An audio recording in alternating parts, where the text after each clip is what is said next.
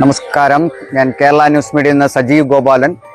ഞാനിപ്പോൾ നിൽക്കുന്നത് പുതിയകാവ്, കിളിമാനൂർ പുതിയകാവ് ചിത്തിരഴികത്തുകാവ് ഭദ്ര വനദുർഗാദേവി ക്ഷേത്രത്തിലാണ് നിൽക്കുന്നത്.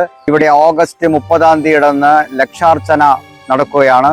ഈ ലക്ഷാർച്ചന പരിപാടിയിൽ ഈ നാട്ടിലെ എല്ലാ ഭക്തജനങ്ങളെയും ഞങ്ങൾ ഇവിടേക്ക് ക്ഷണിക്കുകയാണ്.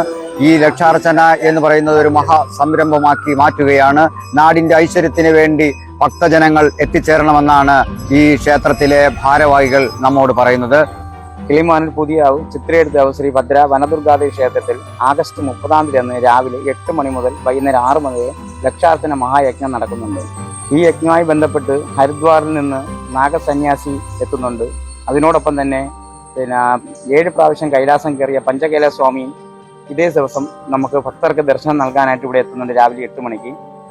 ലക്ഷാർച്ചനയോടനുബന്ധിച്ച് ഇവിടെ എല്ലാ സജ്ജീകരണങ്ങളും ക്ഷേത്ര ഭരണസമിതിക്കാർ ക്ഷേത്രത്തിൽ ഒരുക്കിയിട്ടുണ്ട്.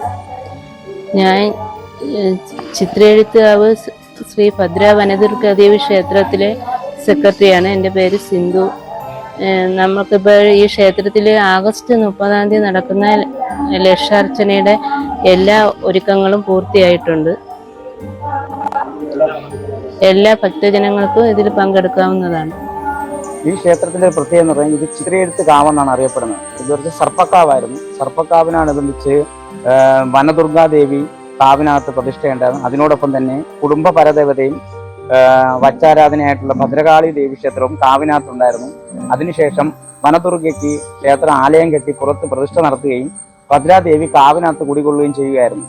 ഇപ്പോൾ 2026 ഏപ്രിൽ 23-ാം തീയതി ക്ഷേത്രം പുനർദാനം നടത്തി ക്ഷേത്ര പ്രതിഷ്ഠ തുല്യ പ്രാധാന്യമായി ഭദ്രകാളിക്കും ദുർഗാദേവിക്കും തുല്യ പ്രാധാന്യമായി കൊടുത്തുകൊണ്ട് ക്ഷേത്രം അതേ പ്രാധാന്യം കൊടുത്തുകൊണ്ട് തന്നെ ക്ഷേത്രത്തിന് രക്ഷകനായിട്ട് ഇവിടെ ഒരു അമ്മമ്മ തമ്പുരാട്ടിയുണ്ട്.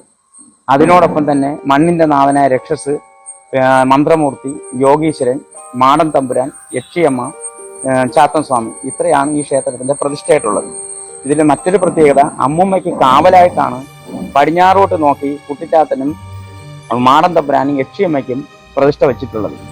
ക്ഷേത്രം പ്രതിഷ്ഠ നടത്തിയിട്ട് ആദ്യത്തെ ലക്ഷാർച്ചനയാണ് നടക്കുന്നത്. ആദ്യത്തെ എന്ന് പറയുമ്പോൾ ഈ ക്ഷേത്രത്തിൽ ഇതുവരെ ലക്ഷാർച്ചന നടത്തിയിട്ടുമില്ല, ആദ്യമായി നടത്തുകയാണ് ലക്ഷാർച്ചന. അപ്പൊ ഈ ലക്ഷാർച്ചനയിൽ എല്ലാ നാട്ടുകാരും ഭക്തജനങ്ങളും കുടുംബാംഗങ്ങളും പങ്കെടുത്ത് സായുജ്യമടഞ്ഞ് ക്ഷേത്രത്തിന്റെ ഐശ്വര്യ അഭിവൃദ്ധിക്ക് വേണ്ടി നടക്കുന്ന ഈ ലക്ഷാർച്ചന അതിന് ഭാഗമാകുക എല്ലാവരും അതിന്റെ ഐശ്വര്യ അഭിവൃദ്ധി കിട്ടും. ഈ കാവിന്റെ പ്രത്യേകത എന്ന് പറഞ്ഞാൽ കറുത്ത നാഗവും വെളുത്ത നാഗവും ഒരുമിച്ച് ഒരേ മനക്കകത്ത് വാണമെന്നാണ് ഇതിന്റെ ഒരു പ്രത്യേകത. അതിനോടൊപ്പം തന്നെ 9 മാസവും ഊട്ട് നടക്കുന്ന ഒരു കാവും കൂടെയാണ്.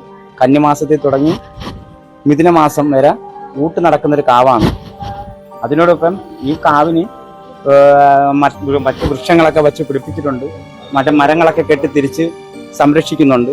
കാവയുടെ അതുപോലെ തന്നെ കുളം നിർമ്മാണം തുടങ്ങിയിട്ടുണ്ട്. അത് ലക്ഷാർച്ചന കഴിഞ്ഞാക്കിയ കുളത്തിന്റെ നിർമ്മാണ പ്രവർത്തനം തുടങ്ങി.